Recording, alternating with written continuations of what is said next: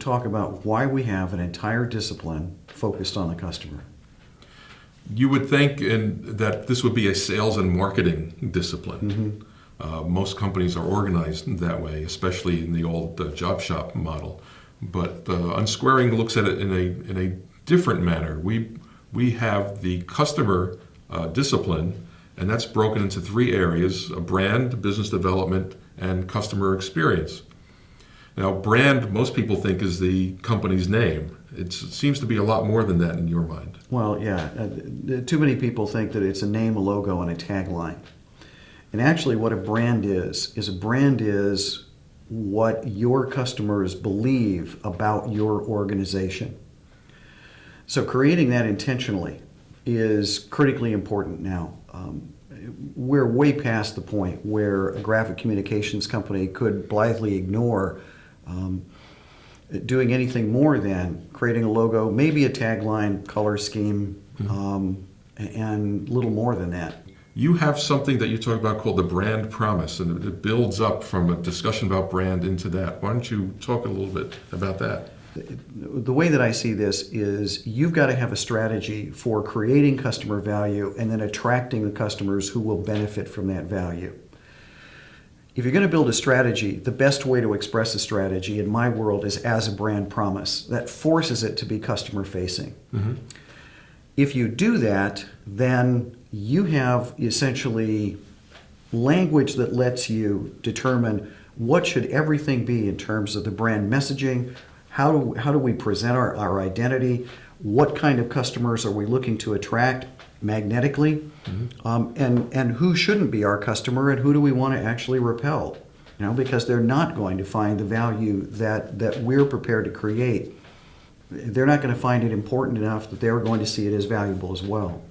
Now, also in this discipline is business development. And when I've spoken to some printers, there's a sense that really all they've done in business development, the way they look at it, is that they have some kind of extra special sales lead qualification program. It's really a lot more than that, because sales lead qualifications, you're looking for people who already need a particular product, and you want to sell it to them rather than a competitor getting the business.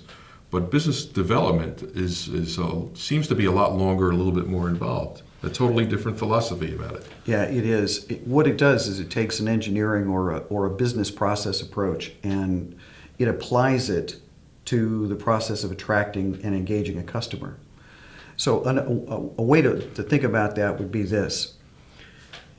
If business development is a business process, then it's going to have multiple stages and steps that it goes through, from the point where the customer first becomes aware of a business enterprise until they're fully engaged and an active customer.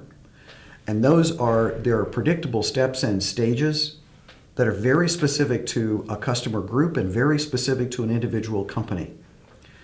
And if you turn that into as strong a business process as graphic communications turn other things into business processes to make them robust and repeatable, then you get a much more predictable outcome, and you get a much more engaged customer. One of the things that we've fallen into the trap of is sending a sales force into the marketplace simply to look for customers who have already decided to buy what it is that we're created or that we're organized to produce.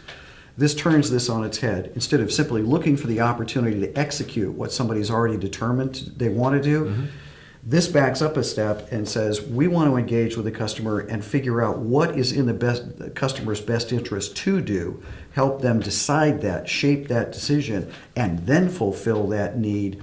And that's a much deeper process than is simply sending a sales force into the marketplace to say, look, what we do is X, go find a lot of X.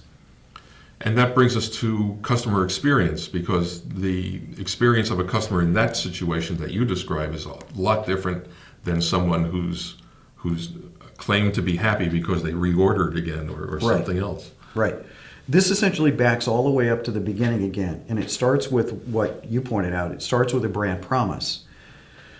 The customer experience is where you're delivering on it. You're fulfilling the promise that you made at the beginning. And essentially a brand promise says, if you become our customer, this is what you're entitled to expect from us. The customer experience is, again, taking a process and systems approach to say, okay, we've made these commitments. How well are we organized to deliver on them? And it goes beyond simply, having nice, smiling, pleasant, engaging customer service people. It looks at every point at which the customer is going to interact with a company and determine how do we create value at that point. And this goes back to the wheel concept, because all of the disciplines and all of the vectors inside those disciplines meet at the hub.